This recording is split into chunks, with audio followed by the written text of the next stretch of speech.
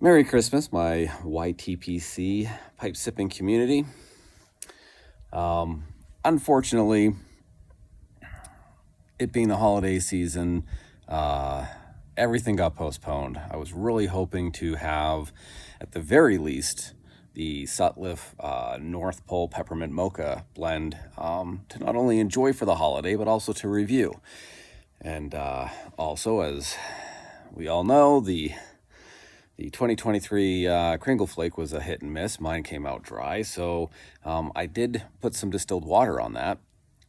So it should have rehydrated, and I suppose really that's really the only bet I even have to not just review, but maybe to even enjoy.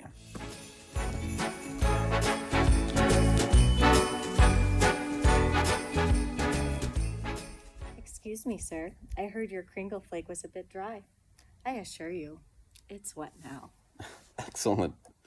Well, YTPC, thanks to a little bit of a Christmas pipe dream, it looks like the holiday is not a complete loss. Let's fire this up. See if we have a little bit more of a flavor profile than we did before.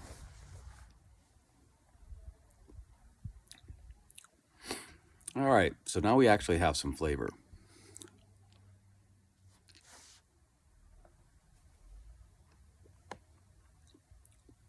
Actually,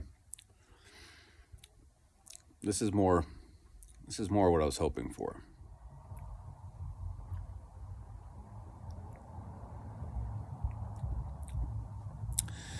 There's actually a nice dark fruit profile to this blend.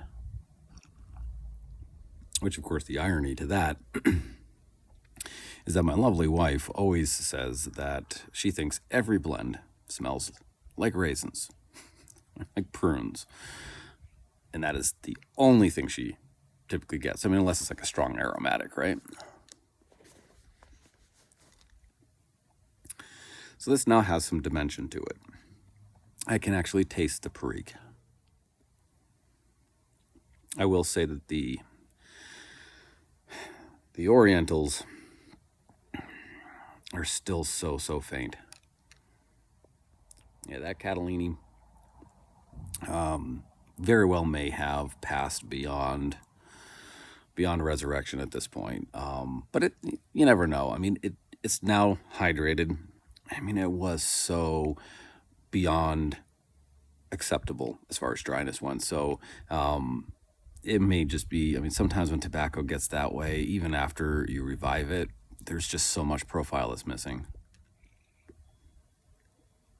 But yeah, the perique is back, and the Virginians are definitely alive again. By no means is at a point where it's a celebratory thing. This is still just a seriously wounded soldier here. But not a loss, which is nice. You know, it happens. Let's be honest. You know, I can't even begin to think of what goes into the manufacturing for pipe tobaccos, or I mean any tobaccos really. Yeah, on a large scale, it's got to be tough.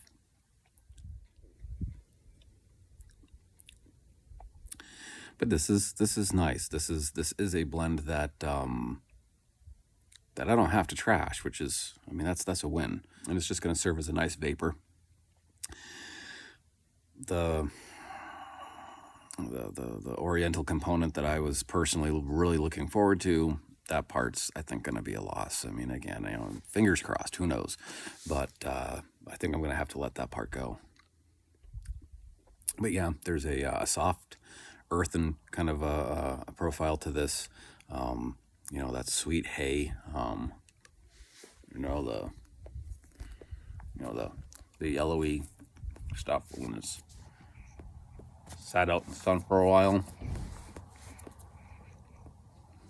After it has become wet, which sounds gross, I guess, but yeah, it's because it kind of ferments, right? So it's not a bad thing. It's definitely tasty. And yeah, so that is it. Anybody who did get a dry tin, don't toss it. Give it a shot as far as just spritzing it. Make sure the water is distilled, of course, so you're not fostering the growth of bacterium and mold and all that fun jazz. But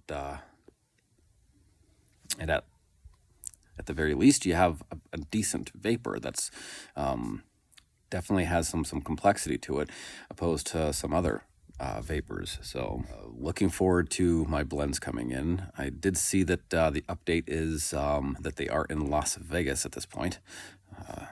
Obviously, it's the holidays, so my birthday's coming up in a couple days. So I guess I'll just kind of look at it more of a birthday gift opposed to a holiday one. So yeah, happy holidays, Merry Christmas, and we'll touch base again soon. Happy sipping.